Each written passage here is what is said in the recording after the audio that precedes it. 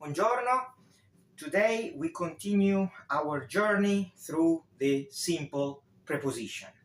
Remember, when you start to control very short words or short words in Italian, that means that your Italian is getting good.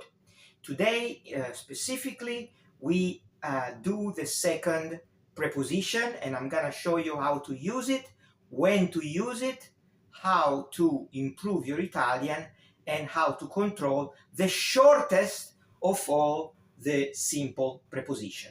But first, fuel. Alla salute. Delizioso. Allora, today we see this preposition,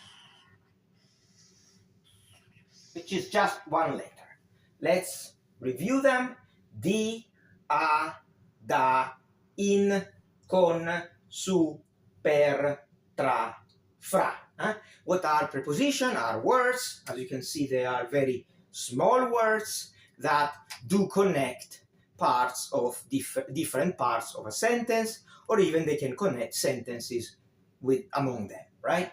Today we see the shortest of them all. Remember, just a, the preposition a. And when do we use it? Well, when we have a description of an action, for example, towards somebody, an action towards somebody, which can go like Carlo regala un anello a Cinzia. Carlo does an action towards somebody else. So Carlo does an action towards Cinzia. And what is the action? Well, he gives her a ring as a present. So Carlo gives a present, a ring, an important present to Cynthia, right? Carlo regala un anello. You remember the indeterminative articles? Anello, masculine singular, un no apostrophe. Okay? Un anello a Cinzia. And this a, it is exactly this preposition. So, an action towards somebody. Another case is, for example, moto a luogo. Movement towards a place. Like, vado a Milano. I go to Milan. Usually you will see that when we are using movement towards a city, the preposition is going to be always a. For example, I say, io vado a Torino, lui va a Milano, I go to Turin, he goes to Milan, we go to New York, noi andiamo, semplicemente andiamo a New York, she goes to Berlin, lei va a Berlino. A is that preposition here. No H, no nothing, just A, and you pronounce a, right? So, moto a luogo, movement towards a place, vado a Milano. Stato in luogo. Basically, you stay in a place. Stayed in a place. Stato in luogo. Esempio. Tu rimani a casa stasera. So you stay,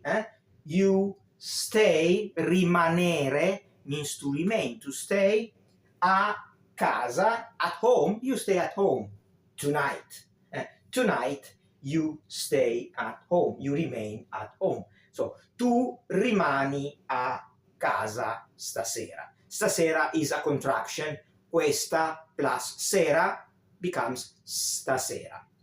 Tu rimani a casa stasera. The verb is rimanere, tu rimani. We will see verbs and conjugation a lot in the future videos, but for now we are doing prepositions so that we just circumscribe to preposition. It can also be used to indicate an age in the moment of doing something, like è arrivata in Europa a 10 anni. That means she has arrived to Europe when she was 10. Yeah, 10 anni. She has arrived in Europe at the age of 10. This is not the verb to have, which we will see it, but is the preposition a, meaning at the age of, when she was 10, right? So maybe she was living somewhere else, in Africa, in America, in Asia, wherever she was living, but we know that she arrived, when she was 10 years old when she arrived in Europe. Età, no? Age, esempio, è arrivata in Europa a 10 anni. And we can also use the preposition, the simple preposition a, when we describe time, when we indicate time. Tempo, esempio, noi pranziamo a mezzogiorno. Meaning, you're describing kind of an habit or something that is happening that day, and you say, we have lunch. We have a verb. To have lunch means we say pranzare. Noi pranziamo is conjugated in the first person plural. Noi pranziamo a mezzogiorno, when it's noon, at noon. So we have lunch at noon.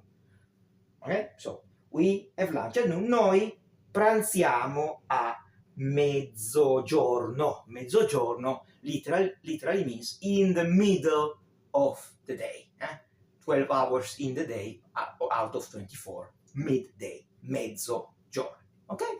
I hope you liked it. I hope you find it useful. Please feel free to leave any kind of feedback, any questions, any comments. And if you want to practice, as usual, I suggest you to take the preposition, to take the topic of the day, and make sentences. Use your active vocabulary, the vocabulary you remember actively, meaning the words you know, and try to make smaller, easier sentences. And the more you do the sentences, and the more the vocabulary will increase in your mind, you will be making sentences that are more complex, longer, and better structured. So take this as an example and continue study on your own, because it is true that there are no shortcuts to learning a language, but there are many very good practices with which you can implement in order to learn a better Italian. And our channel, the Sussidiario method, the Sussidiario channel is supposed to be helping you in your journey of learning Italian. Okay, so thank you so much for your time. Become a subscriber if you're not already a subscriber. Like the video, share, please do share the video so other people can watch it and become members. And as usual, I say coraggio, coraggio, coraggio, because you are one of the brave ones. You are coraggioso.